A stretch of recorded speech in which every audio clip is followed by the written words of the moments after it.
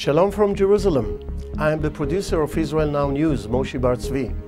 We at Israel Now News are dedicated to bringing you, the viewers of Daystar, the truth about Israel from Israel. The Lord says on Psalms 85, "Mercy and truth are met together. Righteousness and peace have kissed each other. Truth shall spring out of the earth, and righteousness shall look down from the heaven." May today's program be a blessing upon each and every one of you. God bless you from Jerusalem. Shalom, shalom, and enjoy the program.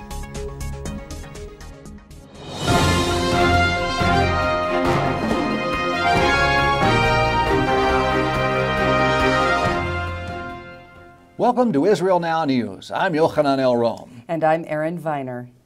In our top story, Iran has threatened the United States with war if it does not stay out of the Persian Gulf. A U.S. aircraft carrier in the Strait of Hormuz reportedly pulled back from the area while Iran was holding naval exercises there last week. In response, General Ayatollah Salehi, chief of the Army of Iran, said the enemy's carrier has been moved to the Sea of Oman because of our drill. I recommend and emphasize to the American carrier not to return to the Persian Gulf. Iran will not repeat this warning. Iran did practice shutting down the crucial waterway through which 40% of the world's oil is shipped. The Bahrain-based U.S. Fifth Fleet said that it will not allow shipping in the strait to be disrupted.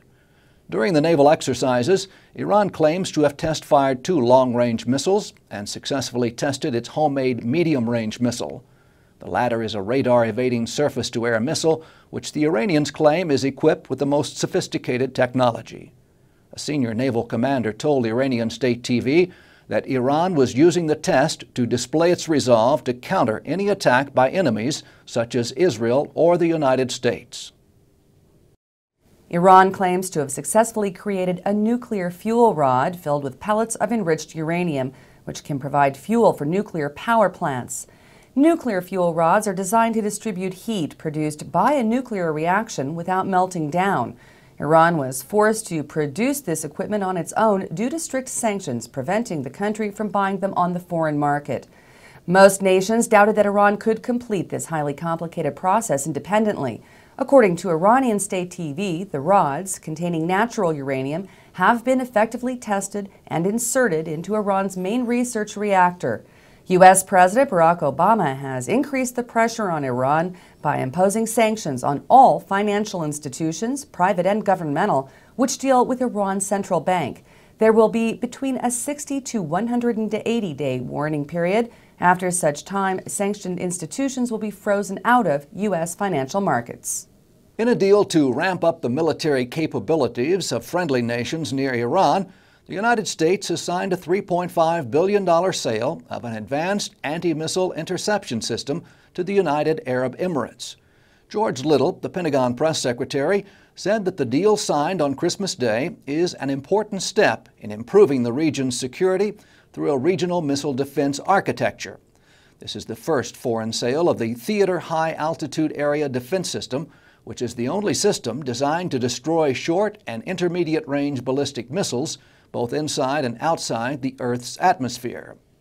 In another pending sale, the UAE is set to purchase 600 bunker-buster bombs from America to counter what the Pentagon is calling current and future regional threats.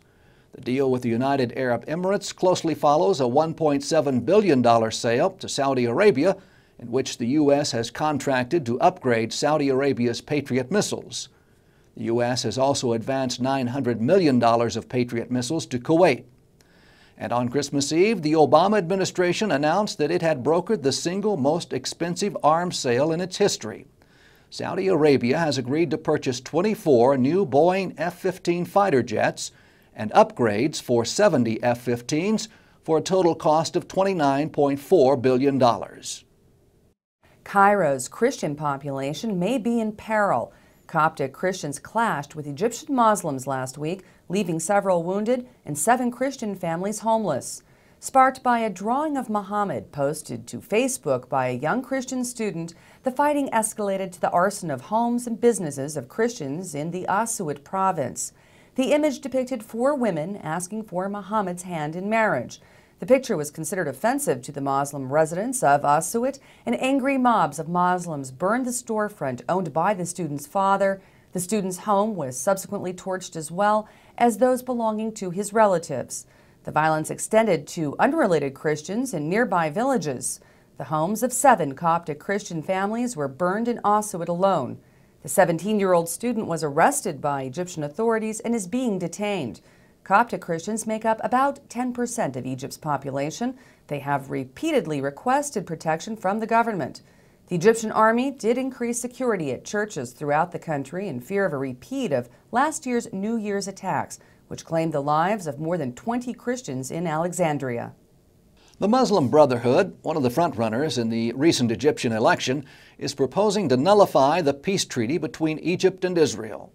Signed in 1979 by former Egyptian President Anwar Sadat and Menachem Begin, following the Camp David peace accords, the Egypt-Israel peace treaty has facilitated a friendly relationship between the two nations for more than 30 years.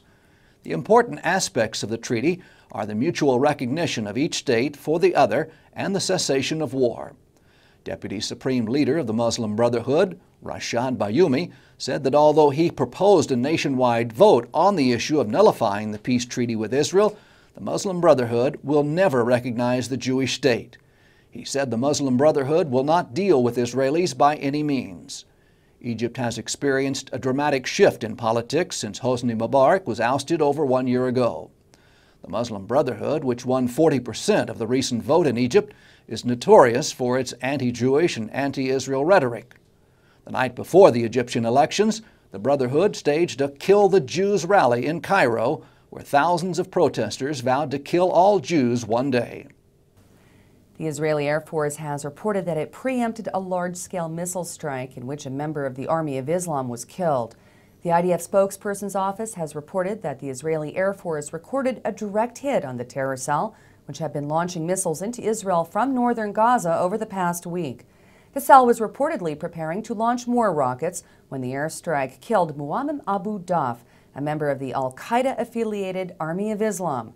The Ma'an news agency in Gaza reported that the IAF's target was a training site for the Islamic Jihad terror group's Al-Quds Brigade. This Israeli Air Force strike comes just as terrorists in Gaza have begun to use phosphorus in the missiles that they're firing into Israel. Banned by international law for use around civilians, phosphorus is highly flammable, and when it is used with mortar shells, it is intended to ignite a fire in the area surrounding the impact zone, causing maximum damage. Chief of Staff of the Israeli Defense Forces Lieutenant General Benny Gantz told reporters last week that Israel cannot escape a major ground incursion in Gaza aimed at rooting out the terror infrastructure in the coastal enclave. Gantz's statement has confirmed that Israeli policy of bombing the location of origin of rockets fired into Israeli communities has proven ineffective in providing security to more than 1 million Israelis who live under the daily threat of rocket fire. Gantz warned that any Israeli operation into Gaza would be quick and painful for Hamas and its affiliates in Gaza. A panel of 8 senior members of the Israeli cabinet have adopted into Israeli law the official policy that the abduction of an Israeli soldier is an act of war. The Shamgar report was unanimously approved by the Israeli Knesset last Friday. Written 4 years ago, following the kidnapping and murder of Eldad Regev and Ehud Goldwasser on July 12, 2006, the Shamgar report was delayed until the Gilad Shalit deal was completed. The report specifies that the kidnapping of any Israeli soldier or civilian would serve as a trigger for war. The acceptance of the kidnapping policy into law will send a clear message to the enemies of Israel that future kidnappings will not be profitable. Since the exchange of Gilad Shalit for 1,027 Palestinian terrorists, Hamas and Islamic Jihad have vowed to abduct Israeli civilians and soldiers to use as leverage to further the release of all imprisoned Palestinian terrorists. PA President Mahmoud Abbas has appointed one of the released terrorists to his cabinet. Only recently released from an Israeli prison as part of the exchange for Gilad Shalit, Mahmoud Awad Damara will serve as Abbas's advisor. Damara was sentenced to 15 years in jail for his role in the planning and logistical coordination of numerous terrorist attacks in Israel, which claimed the lives of many innocent people. The Israeli Air Force proudly graduated its 163rd class of new pilots last week. Among the graduates were 5 women who were addressed personally by Israeli Prime Minister Benjamin Netanyahu. In his congratulatory speech, he said, "In a country where women sit in the cockpit, women sit everywhere. This is the Air Force policy, this is the IDF's policy, and this is Israel's policy. You serve as a model to the open democratic society that is the State of Israel."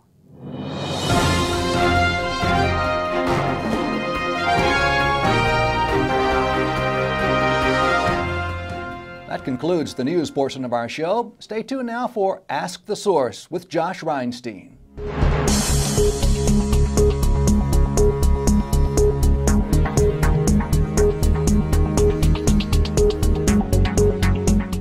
Hello and welcome to Ask the Source. I'm your host Josh Reinstein, and we're here in Jerusalem on our beautiful rooftop studio. Our guest today is Ambassador to the United States from Israel, Michael Oren. Ambassador Oren, thank you for being on the show. Pleasure to be here, Josh. Thanks for having me.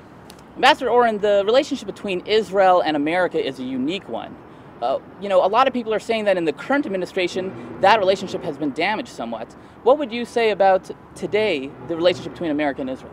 Well, the first thing to understand, Josh, is that there was a relationship not just between the Israeli government and the American government, but between the people of Israel and the people of the United States. And that relationship goes back not just to Israel's founding in 1948, but it really goes back to the first Pilgrim Puritans who landed on North American soil back in the early 17th century, who thought of themselves as the new Israel, who had a strong connection both to this promised land as well as to the people of that promised land, the Jewish people.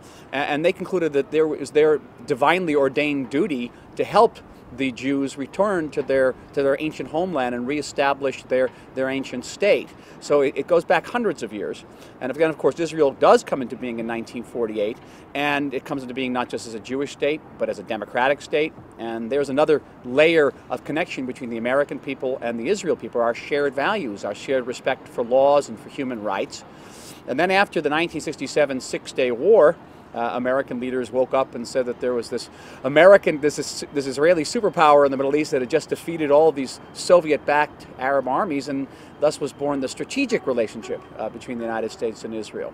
Altogether, the spiritual ties, the democratic ties, our shared strategic interests make for a relationship which is the most deep-seated and multifaceted relationship which the United States has had with any foreign power, and certainly the post-World War II period. So there's very, very strong bonds. Those bonds continue today. During the period of the Obama administration, we've had some differences over the peace process, which are well known, but today we've largely overcome those differences. But on the security level, in support for Israel's right to defend itself and Israel's right to exist as a sovereign Jewish state, those ties remain absolutely unshakable. Well, one of the major differences that we've seen in the Obama administration is the question of being able to build or being allowed to build in Jewish communities in East Jerusalem. What kind of solution have we found between the two administrations here in Israel and in Washington for that challenge? Well, this is a long-standing difference between many Israeli governments and many American administrations, going back to 1967, and in certain ways even to 1948. The United States has never recognized Israel as Jerusalem as the capital of Israel, for example, and it is a rather unusual situation because Israel does recognize Washington, D.C. as the capital of the United States. Our position is, and it's the position of many Israeli governments, that Jerusalem is and shall remain the united capital of Israel and of the Jewish people worldwide. And we reserve the right to build anywhere in our capital, as in the United States. The American people reserve the right to build in any city, including Washington, D.C. Well, yeah, it's interesting. We recognize Washington, D.C., but America doesn't recognize Jerusalem, D.C., David's capital. You mentioned the people of America. It's no doubt that Christian Zionists and Bible-believing Christians are some of the best supporters of Israel today in America. How have you seen the influence of Christians on internal American politics vis-a-vis Israel? Well, it's not widely known in the world today, Josh, but America is the most religiously observant country in the modernized, industrialized world. More people attend church every week, at least once a week in America, than in any other industrialized country in the world. And those many tens of millions of believers have an impact on policy. A recent poll showed that 60% of Americans take into consideration a candidate's positions on Israel when they go to the polls and they decide on a candidate for Israel. That's an extraordinary percentage.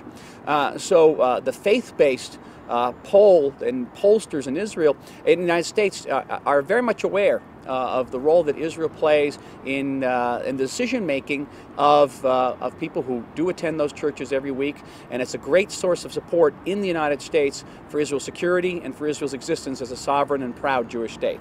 Well, the major security question today is the threat of Iran. It's obviously not just an Israeli issue, it's an American issue as well. We just heard that Iran threatened America if they brought their naval fleet into the Strait of Hormuz. How is America and Israel tackling this issue together? This is an Iran which indeed threatens not just Israel and the entire Middle East, but the world. This is an Iran whose forces just vandalized the British embassy, an Iran which had plotted to blow up the Israeli embassy in Washington and kill the Saudi ambassador. Iran that is spreading terror not only through the Middle East, but also through South America.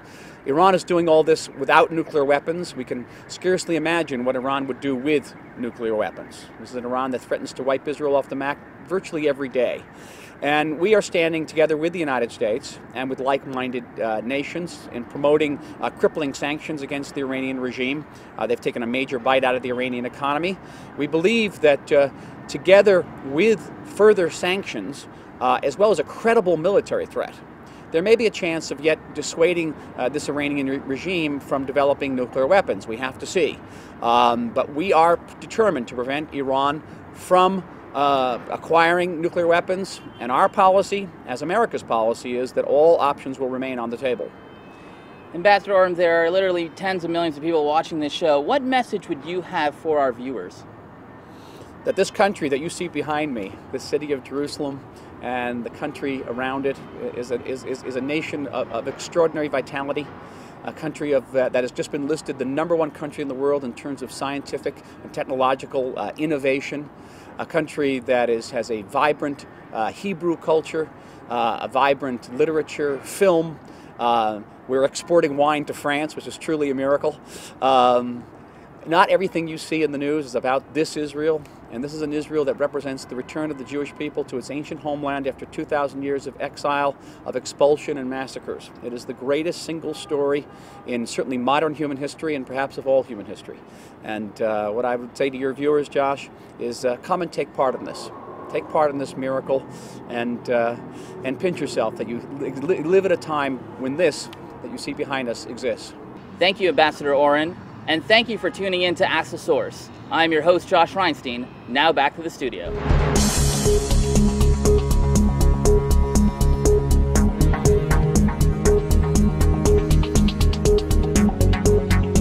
Up next, shining light from Israel.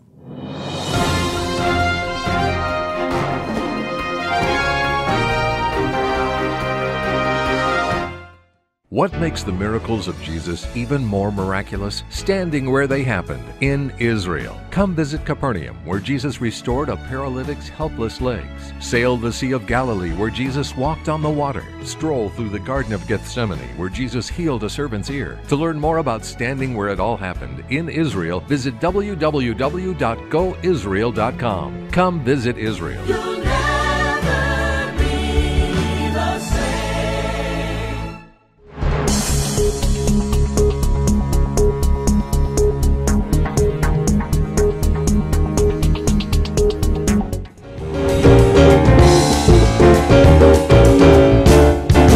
Having covered Israel's legal rights in the West Bank, we are now going to focus on the peace process. Many suggest that Israel's presence in the West Bank, what some people call the occupation, is the cause of Palestinian hostility towards Israel, and the reason there is no peace. But is that really true? If Israel's presence is the cause of the conflict, then it follows that there was no conflict before 1967, when Israel was not in the West Bank, right? Let's look at the facts.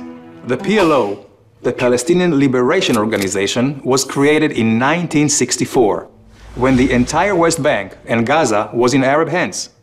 Why create the PLO in 1964, when Israel has no presence in the West Bank and Gaza?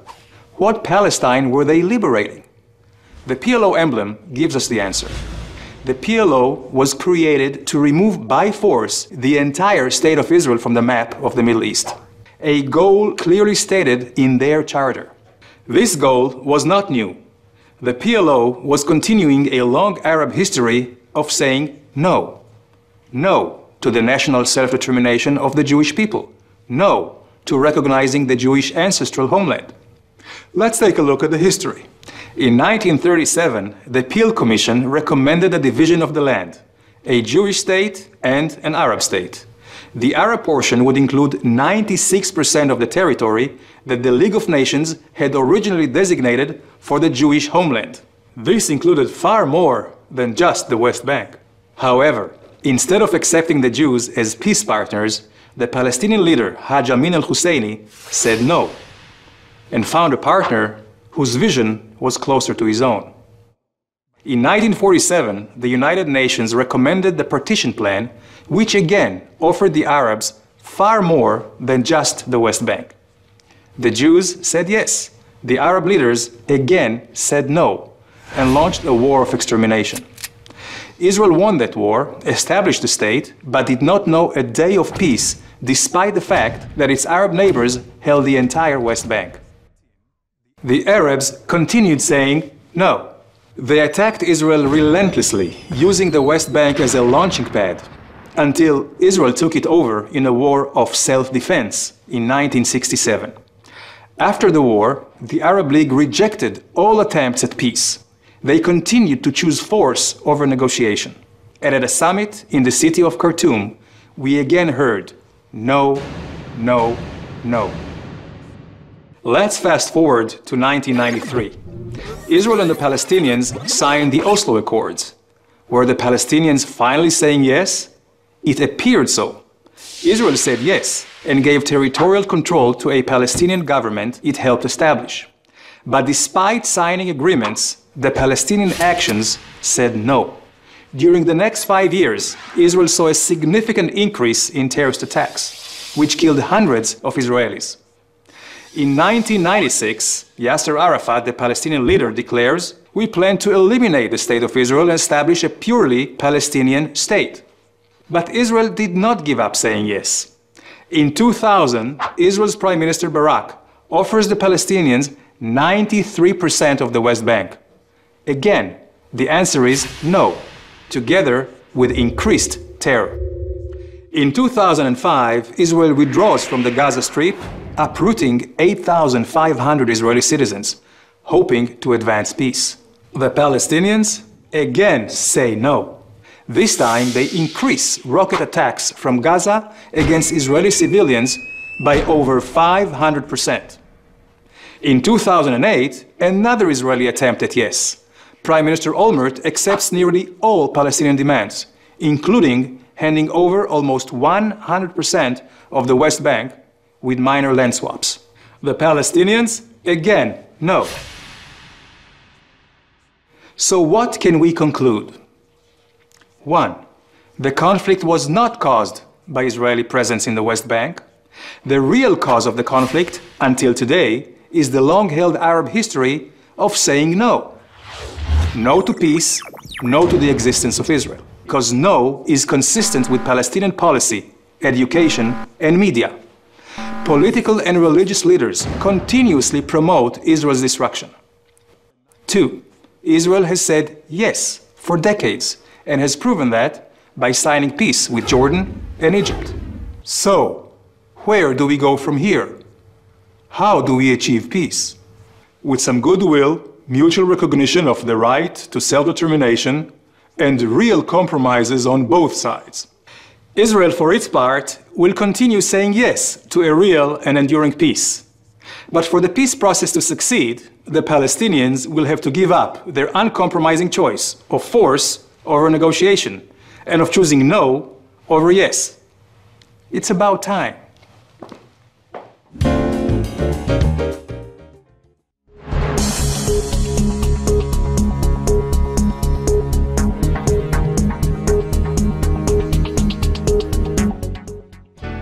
makes the miracles of Jesus even more miraculous? Standing where they happened, in Israel. Come explore Jerusalem, where Jesus opened blind eyes. Visit the hills of Galilee, where Jesus fed the multitude.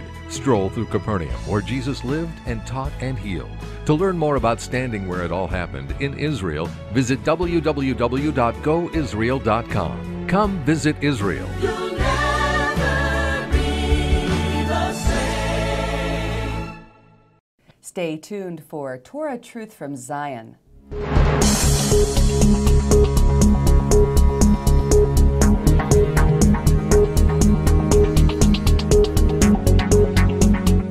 Shalom, this is Rabbi Jeremy Gimpel from thelandofisrael.com. This week's Torah portion is Parashat Vayechi, which begins in Genesis chapter 47, verse 28. It's the end of the book of Genesis. It's the end of the era of the fathers of Israel. Jacob dies in this week's Torah portion before the Jewish people enter into slavery in Egypt. Jacob dies and he has one last request from his children. And he says, "Take me back to Israel and let me be buried in Hebron with my father, with Abraham and Isaac. Take me back to Hebron. Take me back to Israel." Jacob says no matter what happens, he's leaving us with the message, no matter how long we're in Egypt, no matter how long the exile, we will ultimately end up back in our promised land. Jacob is the only father in the Torah that's called continuously by two names. He's called Jacob, and he's also called Israel. But the Jewish people, we're not called the children of Jacob. We're called the children of Israel. What does that mean? When Jacob is given the name Israel by the angel of Esau, the angel of Esau says, "Now you will be called Israel." So when Jacob dies, he leaves us with one powerful message, that no matter what happens in Egypt, no matter how dark it gets in the exile, we will ultimately end up in Hebron, in Judea, in the land that God has promised you. We will ultimately end up in the promised land of Israel. But it will be a struggle. It'll be hard. It'll be challenging. And it will take faith and courage to rise up to the challenge. But when the Jewish people and those who attach themselves to Israel rise to the challenge, when they struggle with God and they struggle with man and they prevail, that's when they're called Israel. That is the blessing that God gave the Jewish people, that ultimately all the struggles, we will always prevail. And when we prevail, it's not because of our strength or our might, but it's because God's blessing is with us. And those who bless Israel will receive the blessing of Jacob. They will be a part of God's plan. And I want you to make a choice today. What are you doing for Israel? How are you involved in God's plan as it's unfolding here in Jerusalem? I want you to be a part and remember what Jacob said. Ultimately, no matter what, we will return to Israel. So be a part and join us here. You can always visit me at thelandofisrael.com. This is Rabbi Jeremy Gimpel. Shalom from Jerusalem.